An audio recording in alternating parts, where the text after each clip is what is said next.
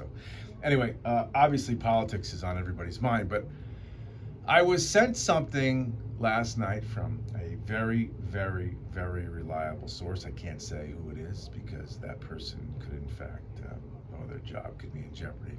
But would you like to know what the teachers, what the teachers at Waterford High School received as far as a notice, a memo for the way they should be conducting themselves in their classrooms and within the school? Now, I'm assuming that this is a memo that's probably been sent out in other schools around the area, but after reading it a couple of times and trying my best to find the light at the end of the tunnel, all I see when I read this is a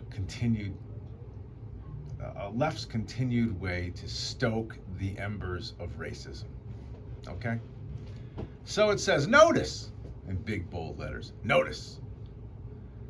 Once you deepen your understanding of white privilege and barriers in our educational system for youth who identify as BIPOC, which is Black, Indigenous, or persons of color, you will start to notice inequities everywhere. We hope you look at your spheres of influence and take time to notice. Notice the following. Who is included? Whose voice is missing? What barriers to participation might exist? What is shown as being valued? What assumptions of knowledge are made? Is only racial harmony stressed, or are challenges recognized as well? Is it a celebration of diversity or an insistence on equity? So many more ways to notice for each of these aspects. And then it has bullet points which say classroom and hallway walls, interaction with staff of color, district website, and social media post. What are people saying? So this was sent out to the teachers of Waterford High School, and I'm sure it's been sent out to other teachers. Other administrations have probably done the same kind of thing.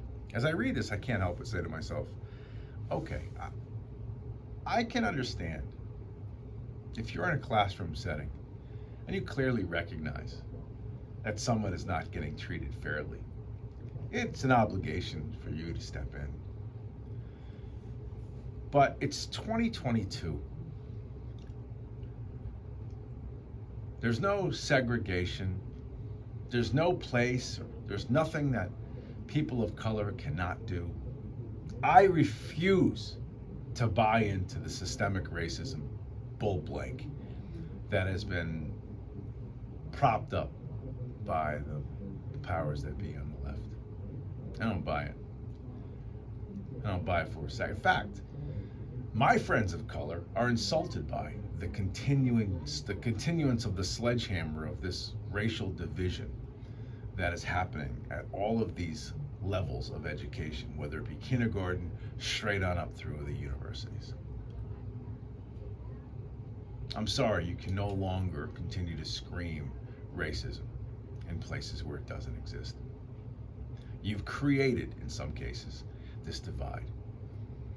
These kinds of memos, right? These kinds of overt attempts to find something that isn't there, let's put it this way, it's the path to continuing racial division. Morgan Freeman said it absolutely the best. I wish I had the cut. I was going to get it ready to play, and it just popped out of my mind. I forgot. Morgan Freeman on 60 Minutes was asked about Black History Month. And he said, I don't want Black History Month. American history is Black history. Black history is American history. There shouldn't be a separate history. And he was asked, well, what about racism? He goes, how do you stop racism? He says, stop talking about it. And he's on to it. He was on to it then. And we should be on to it now. Yes, it exists in some places. We'd be an idiot not to admit it. And when we see it, we should say something about it. We should be proactive. And even in the sinister silences of, in the corners where bigoted parents or bigoted people meet and congregate to talk about ugliness, We should call that out and shine a light on it. I totally agree. But to try to indoctrinate teachers, and then with teachers, kids, into somehow making it seem like racism is everywhere. It's in every single crevice and corner of the school. God, we got to make sure we save every kid. It doesn't exist. Well, excuse me. It exists. But it's flamed by the fires of the folks who want to make sure that it exists. I honestly believe that. Far down in my heart as I can believe it. And I stand by what I've said for almost 2 decades behind this microphone, or at least a decade behind this microphone, which is we were on a path to complete racial harmony. I still think we're on that path. I think your sons and daughters' children will look at the history of racism in this country and say, I can't believe it happened. Because I truly believe it'll fade into oblivion. Certainly, again, I have to make sure I say this because I'll get a million emails. Racism is here and there. Yes, there will be bigoted people, always. There are a lot of people that are small-minded. There are a lot of people who pick on things that are meaningless. The color of somebody's skin being one of them. A nationality, your religious heritage, what shoes you wear, what color shirt you got on, your haircut. Insecure people pick out things like that. Right?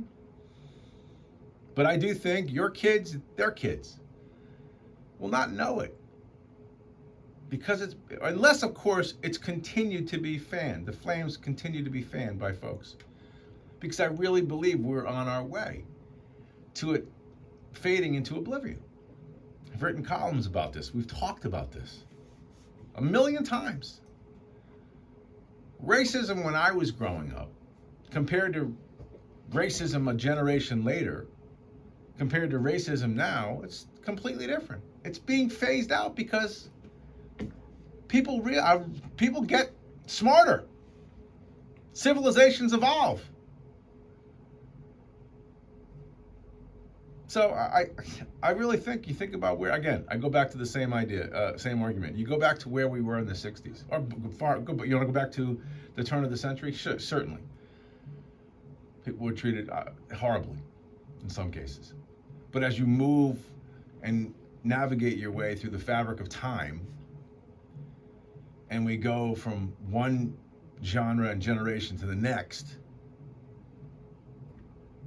you know, the 50s were better than the 30s, and the 70s were better than the 50s. And certainly the 90s and beyond were better, and they get better. And they are better. And it doesn't mean that you shouldn't address issues when they happen. Of course you should. I mean, it's idiotic to think that people wouldn't. I don't know. I run in a lot of circles, man. I don't see it. Like I said, I'm sure it exists in a lot of different places. And I'm sure it's something that when we see it, well, I'm not sure, I'm 100% sure when we see it, we should address it. But when you have a school that writes a notice to its teachers, a challenge on equity, that's what it is titled. And when you say to them, once you deepen your understanding of white privilege and the barriers in our educational system for youth who identify as Black, Indigenous, or people of color, you will start to notice inequities everywhere. If that's the case, look, that very first sentence, if that first sentence is true, if that very first sentence is even remotely true, that white privilege in our school system holds back Black, Indigenous, and people of color, then all of the educators who are listening to me right now on your way to school, you failed. You are failures. You have not done your job. Those of you who held that position for 25 years, you failed. And I know you're not failures. I know you wouldn't let that happen in your classroom.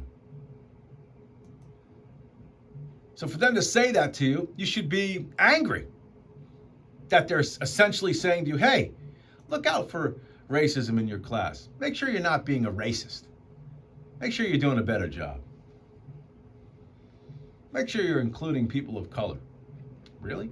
So when I've been teaching for the last 20 years, I've been excluding the folks of color? Is that what you're saying to me right now? Or I've been treating them differently? Because that's essentially what I'm getting out of that. Maybe I'm getting a different vibe from it. But, again, it's not impossible that I'm wrong.